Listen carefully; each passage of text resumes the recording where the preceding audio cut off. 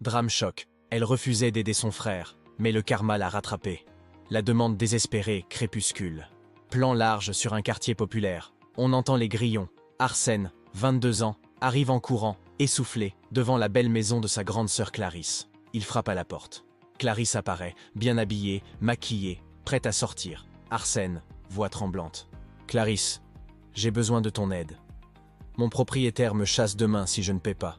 Je n'ai plus rien. » Clarisse soupire, l'air agacé. Clarisse, froide. « Arsène, je t'avais déjà prévenu. Tu dois apprendre à te débrouiller. Moi, j'ai travaillé dur pour m'en sortir. » Arsène, suppliant. « Je t'en prie, c'est juste une petite avance. Je te rembourserai, parole. » Clarisse vérifie l'heure sur son téléphone. « Clarisse, désolé, j'ai un dîner d'affaires. Et arrête de toujours me demander de l'aide. » Elle referme lentement la porte. Plan sur Arsène, les poings serrés, les yeux brillants. La nuit la plus longue, Arsène marche seul dans les rues sombres. Son ventre gargouille. Il s'assoit sur un trottoir, pose sa tête entre ses mains. Cette nuit-là, Arsène a dormi dehors. Le froid et la honte furent ses seuls compagnons. On voit le propriétaire venir le matin et jeter ses affaires dehors. Arsène regarde sans dire un mot. Le temps passe. Transition en fondu. 2 ans plus tard. Clarisse vit une vie de rêve, nouvelle robe, soirée de gala, voiture flambant neuve. Elle poste ses photos sur les réseaux, entourée d'amis. Plan parallèle, Arsène travaille comme apprenti mécanicien, son front couvert de sueur, mais son visage déterminé. Pendant qu'elle profitait de sa réussite, il se reconstruisait, lentement mais sûrement. La chute de Clarisse, bureau chic. Son patron l'appelle. Patron, froid. Clarisse, les finances de l'entreprise vont mal. Nous devons réduire le personnel. Votre poste est supprimé. Plan dramatique. Son téléphone glisse de sa main. En quelques semaines, tout s'effondre.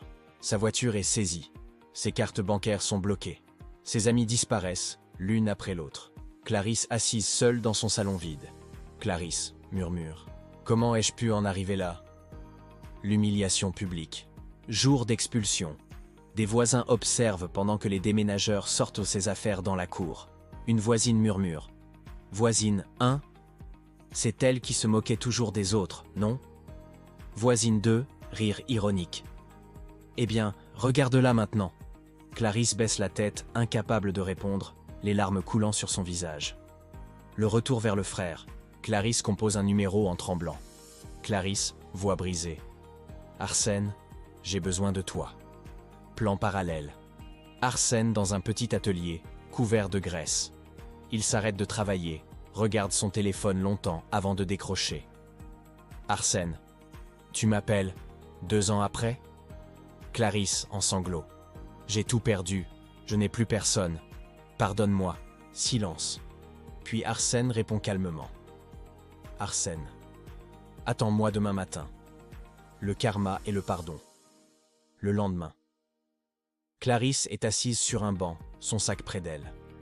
Arsène arrive avec un carton rempli de nourriture. Arsène, sérieux mais calme.